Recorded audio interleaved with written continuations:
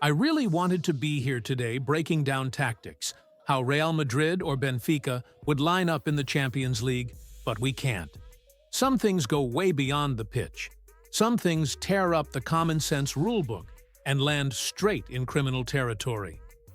What Otamendi's brother did to Vini Jr. before a game of this magnitude isn't banter or fan pressure.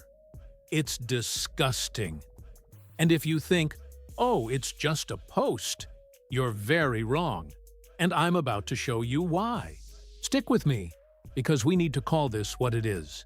And while you're here, smash that like button so this video reaches more people, subscribe to the channel, and turn on notifications. We can't stay silent. This was supposed to be a celebration. A Champions League quarterfinal between Real Madrid and Benfica. The world watching two giants collide. But before the ball even rolled, a post surfaced that turns your stomach if you have even a shred of decency. The brother of Nicolas Otamendi, yes, the experienced defender, captain, World Cup winner, thought it was a good idea to share an edited image of Vinicius Jr., comparing him to a monkey. And here's the craziest part. It wasn't a fake account. It wasn't some anonymous troll hiding in a basement. It was the brother of a fellow professional. Think about that for a second. What goes through someone's mind to label that as provocation? It has a name. It's in the law. It's racism. And when this kind of behavior comes from someone so close to elite football's inner circle, it shows the problem runs deeper than we'd like to admit.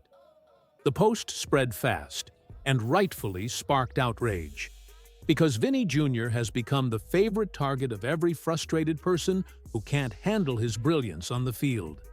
It's as if, when they can't stop the kid with football, the only weapon left is the sewer of prejudice. Let's call it what it is. This isn't an unfortunate post. Outraged, it's a direct attack on a human being's dignity based on the color of his skin.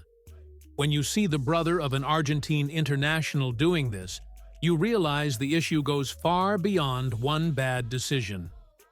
UEFA loves its No to Racism slogans, the sleeve patches, the beautifully produced campaigns.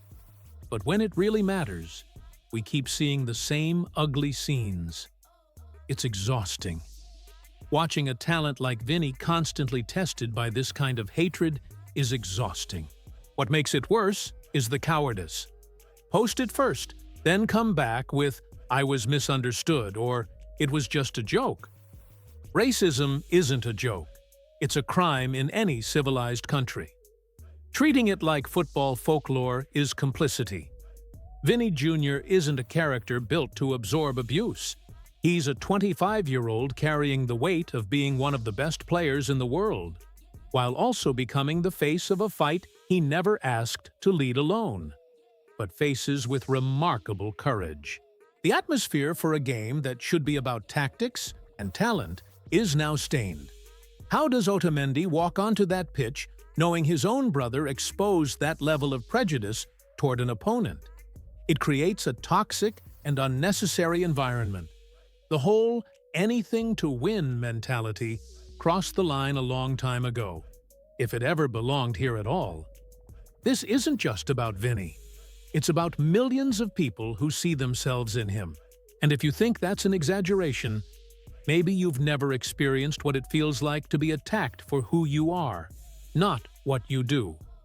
But the story doesn't end with that disgraceful post. The response has to match the severity of the act. Real Madrid and Vini have made it clear they won't bow their heads anymore, and governing bodies are under pressure like never before. The real question is, how long will people get away with using social media to spread this poison before a major sporting event? Because what happened after that image went viral says a lot about European football today, and about the courage of those who refuse to stay quiet.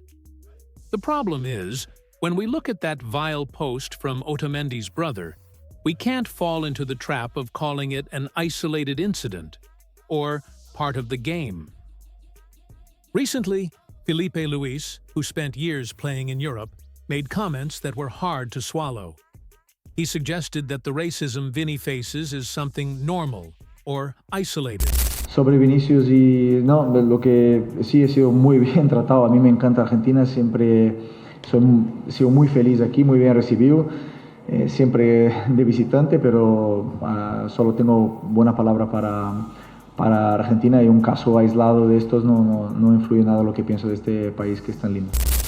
But let me be clear.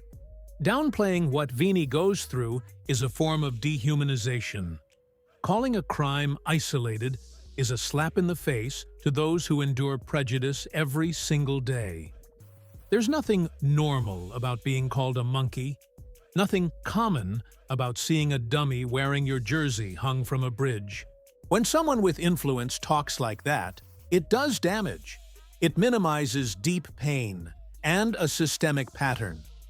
If we accept the narrative that that's just how it is, we're signing off on the crime.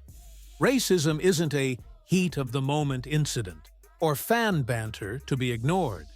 It's a direct assault on human dignity, and it must be treated with the full force of the law, not shrugged off as part of football culture. How long are we going to tolerate this mindset that tries to throw a blanket over a fire fueled by hate? Otamendi's brother didn't post that image by accident. He did it because a football environment that constantly downplays racism makes people feel safe doing it. As if the rules of civilized society stop at the stadium gates. They don't. Or at least, they shouldn't. Let's use the right word. Crime. And crime demands real consequences. Serious punishment, bans, legal action, not this tired, isolated case narrative. If we keep treating every attack like it's minor, we'll never see the end of it. Vini Jr. is powerful precisely because he rejected the idea that this is normal.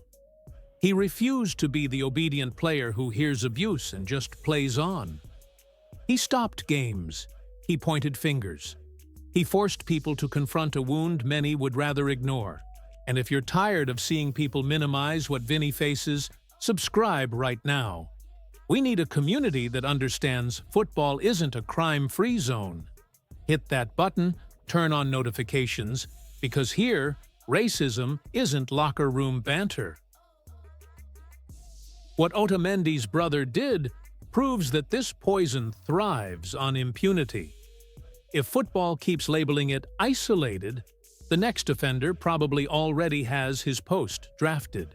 We can't let empty apologies wash away this stain, or allow indifference to frame Vini as overreacting. What happened after that post went viral shows that while some try to minimize the issue, the real world is demanding accountability that European football still seems hesitant to deliver. Let's be honest. Football cannot become a hiding place for criminal behavior disguised as passion. Vini Jr. is a giant, and we need to stand with those who fight injustice, not those who normalize it. But what about you? What do you think is missing for punishments to become truly exemplary and for racism to stop being dismissed as an isolated case? Drop your thoughts in the comments. I genuinely want to hear you. And don't forget, if you believe respect comes before kickoff, smash the like button, subscribe to the channel, and turn on notifications so you don't miss the next debate. I'll see you next time, and let's keep it classy.